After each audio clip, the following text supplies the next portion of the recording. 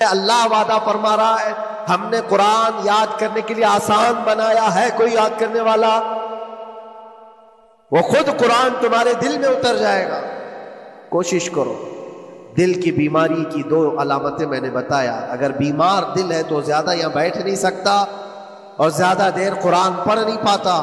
تیسری بات فرماتے ہیں کہ تیسری علامت یہ ہے کہ ہمارا دل اگر سخت ہو چکا ہے تو جیب میں پیسے ہوں گے لیکن کوئی مانگ رہا ہوگا اللہ کے نام پر، دینے کی طبیعت نہیں ہے، دینے کی طبیعت نہیں کرتی۔ اور یہ چیز ہاتھ اٹھانے کو تمہارا دل نہیں کرتا تو سمجھ جاؤ کہ دل بیمار ہے۔ اور دل کی بیماری لے کر کے اگر کوئی رجب میں سوچتا ہے کہ میں بیج بوؤں گا تو کیا فائدہ؟ زمین سخت ہے، زمین سخت ہے اور اس پر بارش بھی ہوگی تو کچھ فرق نہیں پڑتا، فصل نہیں آئے گی۔ دل کو نرم کرو۔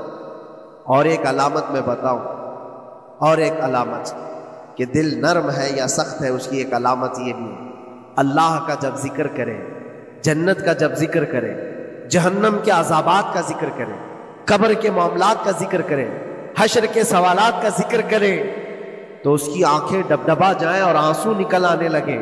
قرآن کی آیتیں سن کر کے اس کا دل ہلنے لگے اور آنسو آ گئے تو سمجھ جاؤ کہ اس کا دل نرم ہے، ابھی اس کا دل بیمار نہیں ہوا، ابھی اس کا دل بیمار نہیں ہوا۔ لیکن یہاں تو پوزیشن الگ ہے، سچویشن الگ ہے۔ ہم تو پتہ نہیں کن کن چیزوں میں رو لیتے ہیں لیکن اللہ کا کلام سنتے ہوئے کسی کے کان پر جوں بھی نہیں رینگتی۔ لوگ تو گانوں پر تھرکنے والے اور نغموں پر اچھل کود کرنے والے وجد کی بات کرتے ہیں، لیکن اللہ کا کلام پڑھنے پر کوئی کسی کو وجد کیوں نہیں آتا؟ یہ ایمان کی علامت ہے۔ قرآن میں اللہ نے فرمایا وَإِذَا تُلِيَتْ عَلَيْهِمْ آيَاتُهُ زَادَتْهُمْ ایمانا، جب اللہ کی آیتیں ان پر تلاوت کی جاتی ہیں مومنین پر، ان کا ایمان بڑھ جاتا ہے۔ کیا آپ امام کے پیچھے قرات سن کر کے اپنے دل میں ہلچل محسوس کرتے ہیں؟ سننے کی طبیعت کرتی ہے؟ بلکہ ادھر نماز پڑھ کر کے جانے کے بعد آدھے گھنٹے کے بعد پوچھے آج پہلی رکعت میں کیا پڑھا تھا، دوسری رکعت میں کیا پڑھا، آپ کو پتہ ہی نہیں رہتا، یاد ہی نہیں امام صاحب کیا پڑھ رہے تھے، میں تو دکان کا حساب کتاب کر رہا تھا، کیا خبر ہے کہ انہوں نے کیا پڑھا؟ تو قرآن کو توجہ سے پڑھے ہوتے تو تمہارے دل میں بھی وہ باتیں اثر کر رہی ہوتی۔ میرے عزیزوں، کتنے ایسے لوگ ہیں جو صرف اور صرف قرآن پاک کی تلاوت کی وجہ سے دلوں کو نرم کر دیا گیا۔ میں اسی بات پر آج فوکس کر کے ختم کر دوں گا۔ رجب المرجب بیج بونے کا موسم ہے تو دل کے نرمی کے ساتھ ہی بیج بو، کیونکہ یہ زمین ہے تمہاری، اور زمین نرم نہ ہو تو کتنی بھی نیکیاں کرو کیا فائدے کی؟ دل سخت ہے، گناہوں سے لبریز ہے، اور دل کو نرم کرنے کا علاج 2 چیزیں بتائی گئی، کریں گے انشاءاللہ۔ 2 چیزیں بڑی آسان، اگر دل کو نرم کرنا ہے تو 2 چیزیں فرمائی گئی، کثرت سے قرآن پاک کی تلاوت کرو یا کثرت سے میرے نبی پر درود پاک پڑھا کرو۔ 2 چیزیں کر کے دیکھو تمہارا دل نرم ہو جائے۔ اور بھی دوسری علامت، دوسرے علاج بھی میرے آقا نے فرمایا۔ ایک صحابی آئے تھے، انہوں نے عرض کیا یا رسول اللہ صلی اللہ علیہ وسلم، لوگ آپ کے پیچھے نماز پڑھتے ہیں تو زاروں قطار رونے لگتے ہیں، جب آپ دعا کرتے ہیں تو وہ دھاڑے مار کر کے روتے ہیں، میں کبھی رو نہیں پاتا، میرا رونا نہیں آتا، میں بھی قرآن سنتا ہوں، میں بھی آپ کے پیچھے نماز پڑھتا ہوں۔ تو حضور پاک صلی اللہ علیہ وسلم نے فرمایا تمہارا دل سخت ہو گیا، تمہارا دل سخت ہو گیا ہے۔ انہوں نے کہا کیا کروں، علاج کیا ہے اس کا؟ وہ مسیحا امت ہے میرے آقا، ہر ایک کا علاج جانتے ہیں، کس کو کون سا علاج دینا ہے۔ نبی پاک صلی اللہ تعالی علیہ وسلم فرماتے ہیں جاؤ کسی یتیم بچے کے سر پر ہاتھ پھیرو، اللہ تمہارا دل نرم کرے گا۔ ان کے لیے وہ علاج رکھا گیا تھا، جس کو جیسا علاج بتایا میرے آقا صلی اللہ علیہ وسلم نے، کسی یتیم کے سر پر ہاتھ پھیرو دل نرم ہوگا۔ لیکن دل کے نرم ہونے کے علاج اللہ کے نبی صلی اللہ علیہ وسلم کے شفا خانے میں ہے۔ ہاتھ سے آپ کثرت سے درود پاک پڑھو، پھر دیکھو آپ کے دل کے اندر انقلاب آتا ہے یا نہیں، آپ کے چہرے کا نور بڑھ جائے گا، زبان کا اثر بڑھ جائے گا، عمل خیر کی طرف رغبت بڑھ جائے گی۔ کثرت سے جب بندہ حضور پاک صلی اللہ علیہ وسلم پر درود پڑھتا ہے اس کی زبان سے جھوٹ نکل جاتا ہے، گالی اس کی زبان پر نہیں آ پاتی، کیونکہ وہ پاک کرتا چلا جاتا ہے اپنی زبان کو۔ اللہ کے نبی کا نام لے کر کے۔ میرے عزیزو اس میں دقت کیا ہے درود پاک کثرت سے پڑھنے؟ آپ جہاں چل رہے ہو، پھر رہے ہو، اٹھ رہے ہو، بیٹھ رہے ہو، انتظار میں ہو، سونے کے لیے جا رہے ہو، زبان ہی تو ہلانا ہے میرے نبی پاک صلی اللہ علیہ وسلم کی بارگاہ میں درود پڑھ کر۔ اور ضروری نہیں ہے کہ بہت لمبے لمبے درود پاک آپ کو یاد کرنے ہو، صلی اللہ علیہ وسلم بھی پڑھ لیا تو یہ درود پاک ہے، یہ درود پاک ہے۔ یا تو پھر الصلاۃ والسلام علیک یا رسول اللہ کہتا ہے تو یہ بھی درود پاک ہے، درود پاک ہے یہ۔ اور دل جب نرم ہو جائے گا تو انشاءاللہ العزیز آپ اس کے اثر بھی دیکھیں، اس کے اثر بھی دیکھیں۔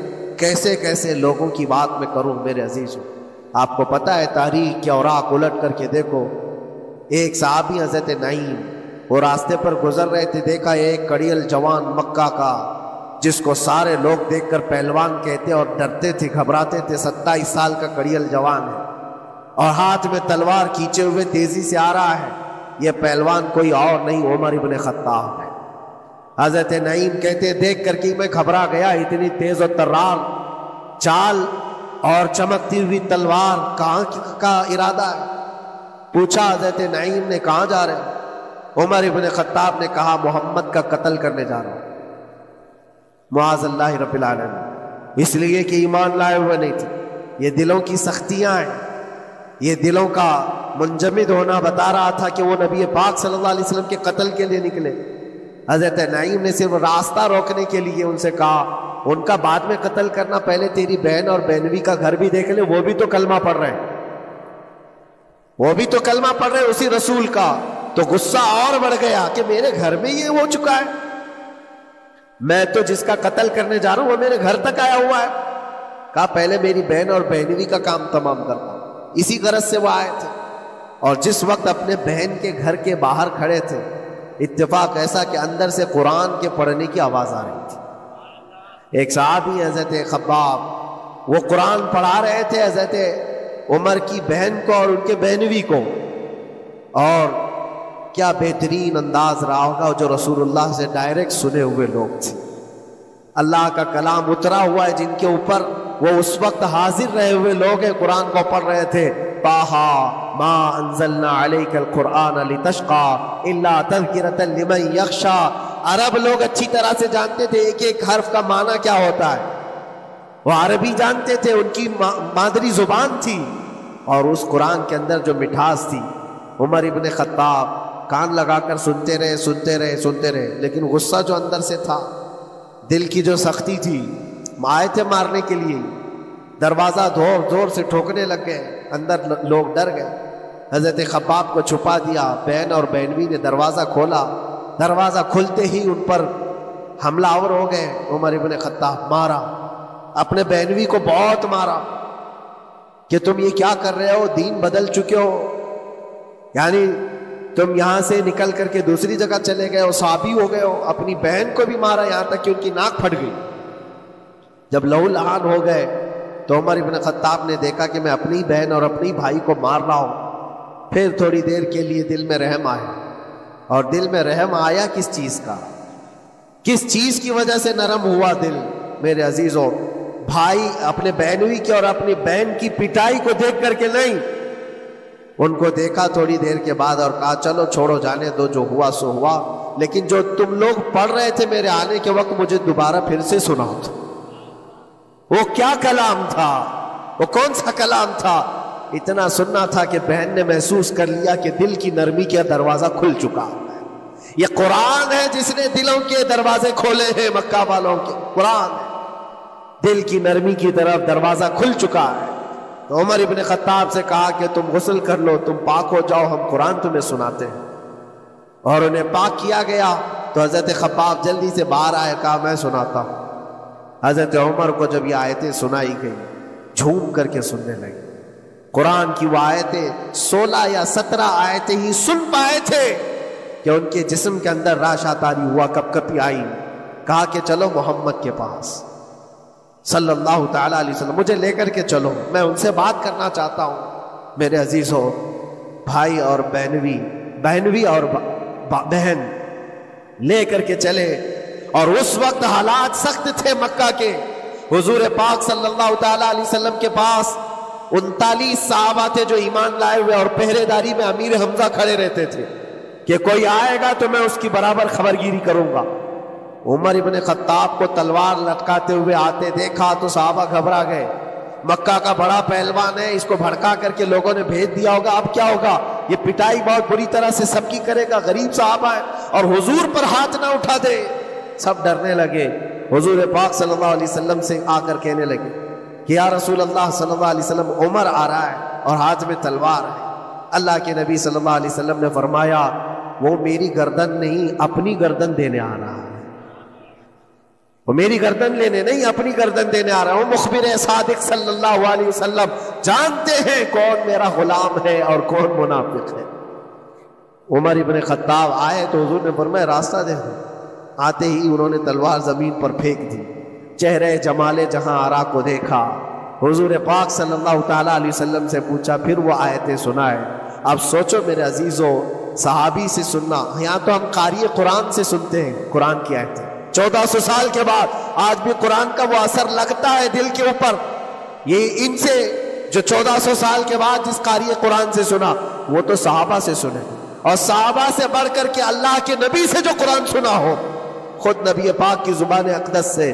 اور جب اللہ کے نبی صلی اللہ تعالیٰ علیہ وسلم نے آیتیں تلاوت کی، عمر ابن خطاب کی آنکھوں سے آنسو شروع ہو گئے، زار و قطار رونے لگے، اور پھر پکار کر کہا اشہد ان لا الہ الا اللہ واشہد انک رسول اللہ، میں گواہی دیتا ہوں کہ اللہ کے سوا کوئی معبود نہیں، اور میں گواہی دیتا ہوں کہ آپ اللہ کے رسول ہیں۔